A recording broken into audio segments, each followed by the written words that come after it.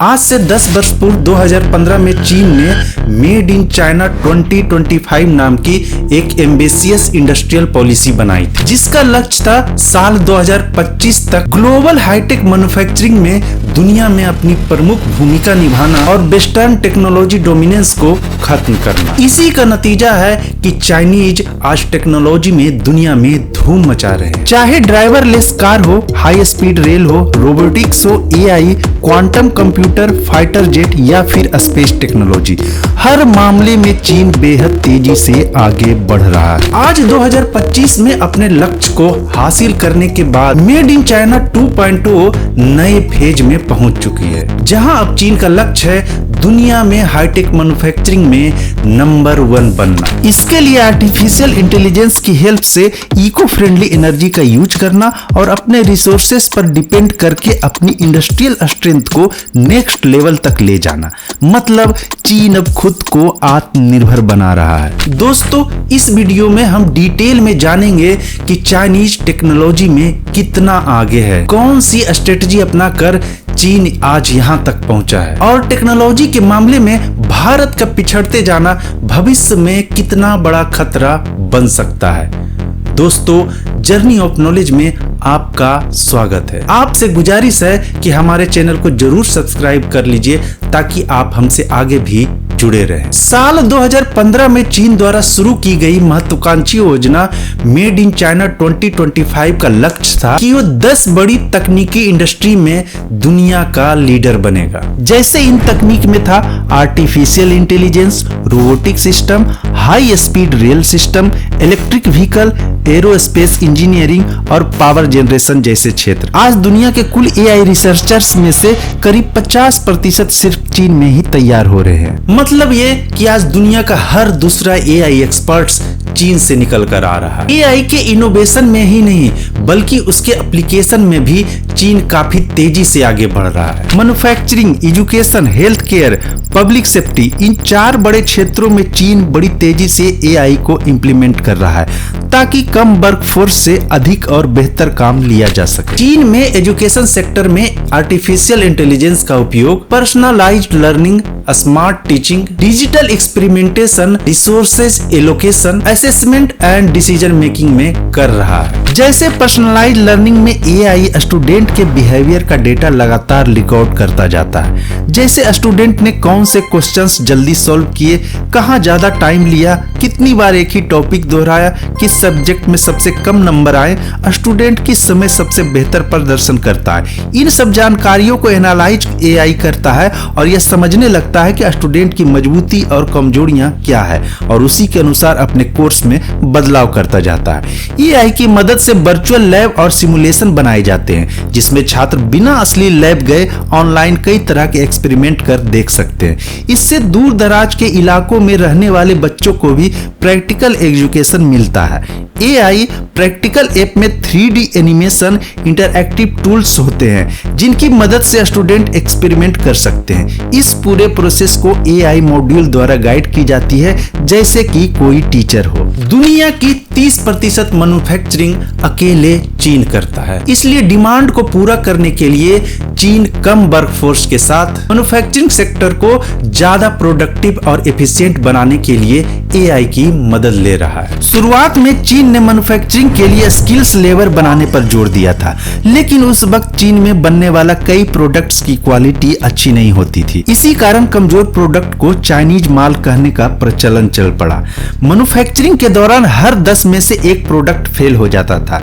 इसकी वजह से हर साल चीन को 200 अरब युआन यानी लगभग 2.3 लाख करोड़ रुपए का भारी आर्थिक नुकसान होता था। लेकिन अब चीन hi-tech AI driven smart technology पर जोर दे रहा है, जहां प्रोडक्शन में रोबोट, सेंसर, एआई और ऑटोमेशन का इस्तेमाल हो रहा है। एआई से चलने वाले रोबोट कॉम्प्लेक्स असेंबली का काम सटीकता से कर सकता है। इससे काम जल्दी और सही होता है और गलतियां कम कम होती है। AI based computer vision system बहुत तेजी और सटीकता से प्रोडक्ट की जांच करता है। AI और सेंसर की मदद से फैक्ट्रियां यह ट्रैक करती है कि कहां संसाधनों की बर्बादी हो रही है। फिर यह सिस्टम सुझाव देता है कि कैसे रॉ मटेरियल से ज्यादा प्रोडक्शन किया जा सकता है। चीन में पब्लिक सेफ्टी के क्षेत्र में AI का उपयोग बड़े पैमाने पर और बेहद संगठित तरीके से हो रहा है। पूरे चीन में करोड़ों CCTV कैमरे लगे हैं, जिनमें से कई AI based face recognition system से जुड़ा है। पुलिस संदिग्धों को भीड़ में पहचान सकती है, चाहे वो भीड़ में छिपने की कोशिश करें। कई जगह AI कियोस्क लगे हैं, जहां लोग बिना पुलिस अफसर के कंप्लेन दर्ज करा सकता है। चीन के अस्पतालों में बड़े पैमाने पर डीप सीक AI सिस्टम लगाया गया है। यह सिस्टम पैथोलॉजी और क्लिनिकल डिसीजन में सहायता करता है। इसके प्रयोग से मरीज की बीमारी डायग्नोस करने की सटीकता बढ़ी है। अस्पताल के वर्क फ्लो ऑर्गेनाइज्ड और आसान हुआ है। इससे डॉक्टरों का बर्डन कम हुआ है। iFlytek और सेंजुआ यूनिवर्सिटी द्वारा विकसित ZIOE नामक AI पावर्ड रोबोट चीन का पहला रोबोट है, जिसने चाइना मेडिकल लाइसेंसिंग एग्जामिनेशन पास की है। चीन में सर्जरी में AI पावर्ड रोबोट का प्रयोग किया जा रहा है। साल 2023 में चीन में बिना किसी इंसानी सर्जन की मदद के AI रोबोट ने पूरी दांत की सर्जरी खुद की थी।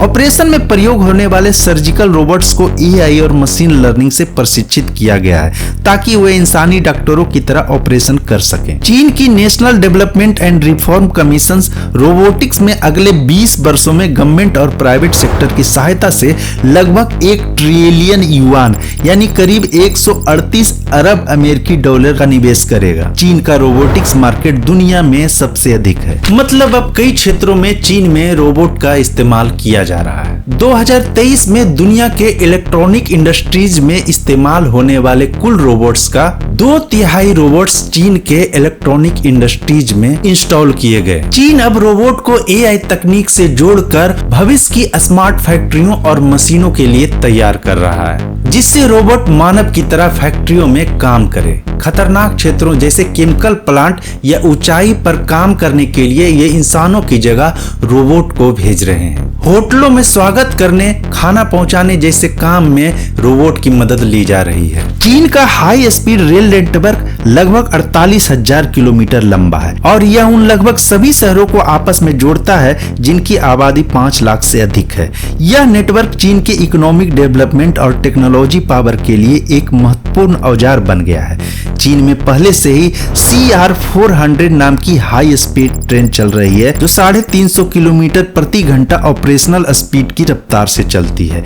हाल ही में चीन ने CR450 नाम की नई ट्रेन का प्रोटोटाइप बनाया है। इसकी ऑपरेशनल स्पीड 450 किलोमीटर प्रति घंटा की होगी, जो दुनिया की सबसे तेज हाई स्पीड ट्रेन होगी। चीन शुरुआत में हाई स्पीड ट्रेन टेक्नोलॉजी के लिए जापान और यूरोप की कंपनियां जैसे बम्बार्डियर, एल्स्टॉम, मित्सुबिशी पर निर्भर करती थी, लेकिन आज के समय चीन की डोमेस्टिक कंपनी वर्ल्ड को लीड कर रही है। एनर्जी के मामले में चीन फॉसिल्स फ्यूल से रिन्यूएबल एनर्जी की तरफ तेजी से शिफ्ट कर रहा है। चीन आज दुनिया का सबसे बड़ा रिन्यूएबल एनर्जी बाजार को कंट्रोल कर रहा है। पूरी दुनिया में बनने वाले सोलर पैनल का करीब 80% चीन अकेले बनाता है। चीन आज के वक्त 1200 गीगावाट सोलर एनर्जी का उत्पादन कर रहा है और 2030 तक इसे दुगना कर 2500 गीगावाट उत्पादन करने का लक्ष्य है। चीन का अगला लक्ष्य है 2060 तक अपनी जरूरत का 80% एनर्जी रिन्यूएबल एनर्जी से प्राप्त करना। विंड एनर्जी में भी चीन ग्लोबल लीडर है। चीन ने 2021 में पूरी दुनिया में विंड पावर इंस्टॉलेशन का 70% इंस्टॉलेशन अपने देश में किया, जबकि यूनाइटेड स्टेट ने केवल 14% ही इस दौरान किया। चीन इलेक्ट्रिकल व्हीकल के भी मामले में दुनिया में सबसे आगे है। इंटरनेशनल एनर्जी एजेंसी 2024 की एक रिपोर्ट के अनुसार दुनिया में बिकने वाली हर 10 ईवी कार में 8 चीन में बेची जा रही है। इलेक्ट्रिक कार में यूज होने वाली बैटरी के उत्पादन में भी चीन सबसे आगे है। इलेक्ट्रिक कार की सबसे बड़ी जरूरत है सस्ती और पावरफुल बैटरी।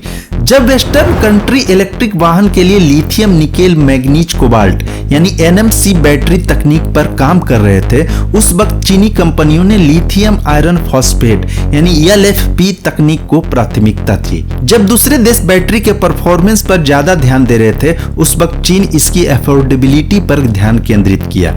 LFP बैटरी को आर्थिक अफोर्डेबल बना चीन की फर्म CATL दुनिया की 1/3 EV बैटरी अकेले बनाती है। दोस्तों, अब इन सब जानकारियों से आपको समझ में आ गया होगा कि चीन अब टेक्नोलॉजी इनोवेशन, मास प्रोडक्शन और इसके एप्लीकेशन करते हुए तेजी से दुनिया में आगे बढ़ रहा है। लेकिन चीन आखिर यहाँ तक पहुंचा कैसे? उसने कौन कौन से तरीके अपनाए जिससे वह टेक्नोलॉजी में आज इतना आगे बढ़ गया है? चीन अपने रिसर्च और डेवलपमेंट पर भारी खर्च करता है और साल दर साल इसका बजट बढ़ाते जा रहा है। चीन ने 2024 में 3.6 ट्रिलियन युआन यानी करीब 40 लाख करोड़ रुपए रिसर्च एंड डेवलपमेंट पर खर्च किया, जो कि पिछले साल से 8% अधिक था। यह खर्च उसकी GDP का 2.6% है, जबकि भारत अपनी GDP का केवल 0.8% ही R&D पर खर्च करता है, जो करीब 1.2 लाख करोड़ ही है। 1980 और 90 के दशक में चीन ने एक रणनीतिक फैसला किया था, विदेशी कंपनियों को चीन में निवेश करने देना, लेकिन एक शर्त पर, यदि आप मेरे यहाँ व्यापार करना चाहते हैं तो आपको अपनी टेक्नोलॉजी हमें सिखानी होगी। किसी भी विदेशी कंपनी को स्थानीय चीनी कंपनियों के साथ ज्वाइंट वेंचर बनाना होगा और साझेदारी में तकनीकी जानकारी साझा करनी होगी। 1990 में अल्काटेक, ल्यूसेंट, सीमेंस और मोटोरोला जैसी कंपनियां चीन में आई। इनकी मदद से हुआई और ZTE ने शुरुआत में नेटवर्क गियर बनाना सीखा।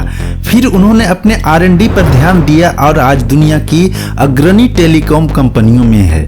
2010 के बाद हुआई, BYD, Xiaomi जैसी चीनी ब्रांड्स ने उन्हीं कंपनियों को बाजार से बाहर करना शुरू कर दिया। 80 और 90 के दशक में ही चीन ने स्किल्ड वर्कफोर्स की विशाल सेना तैयार करने के लिए बहुस्तरीय, योजनाबद्ध और सरकार प्रायोजित रणनीति अपनाई थी। 1980 के दशक में वोकेशनल एजुकेशन लॉ और टेक्निकल स्कूल रिफॉर्म जैसे कानून लाए। चीन में 10वीं कक्षा के बाद 40% से ज्यादा स्टूडेंट किसी न किसी टेक्निकल स्किल्स प्रोग्राम में दाखिल लेते हैं। चीन ने डुअल एजुकेशन सिस्टम अपनाया, जिसमें छात्र कॉलेज के साथ कंपनियों में भी काम करते हैं। 2023 तक चीन में 11,300 से अधिक वोकेशनल कॉलेज और टेक्निकल स्कूल हैं, जहां हर साल लगभग 1 करोड़ से अधिक छात्र स्किल कोर्स में पास होते हैं। हुआई यूनिवर्सिटी, जहां हजारों इंजीनियर सालाना ट्रेन होते हैं। Alibaba cloud university cloud, AI और डेटा साइंस में ट्रेनिंग देता है। चीन long term policy, heavy investment, education system और रिसर्च और डेवलपमेंट की बदौलत आज दुनिया में टेक्नोलॉजी के मामले में लीड कर रहा है। लेकिन चीन की ताकत से US जैसी कंट्री भी सावधान है। यह तय है कि जो देश नई टेक्नोलॉजी बनाता है वही आने वाले समय में दुनिया की दिशा तय करता है। चीन अब आत्मनिर्भरता हासिल करना चाहता है। चीन का लक्ष्य है कि हाई टेक्नोलॉजी कंपोनेंट वो 70% से अधिक खुद से ही बनाए। चीन ने साफ कहा है कि वह दुनिया में हाईटेक टेक्नोलॉजी में नंबर 1 बनना चाहता है। चीन सिर्फ बाजार नहीं बल्कि टेक्नोलॉजिकल डोमिनेंस चाहता है, जबकि भारत कई अहम टेक सेक्टर में चीन पर निर्भर है, जैसे कि सोलर पैनल, सेमीकंडक्टर चिप्स, बैटरियां। अगर चीन सप्लाई रोक दे तो भारत के कई उद्योग ठप पड़ जाएंगे। भारत में लगने वाले 80% सोलर पैनल चीन से आते हैं। चीन सिर्फ व्यापार नहीं बल्कि रणनीतिक दबदबा भी बढ़ा रहा है। अफ्रीका, एशिया और भारत के पड़ोसी देशों में भारी निवेश कर रहा है। इससे भारत का कूटनीतिक और सामरिक प्रभाव धीरे धीरे कमजोर पड़ता जा रहा है।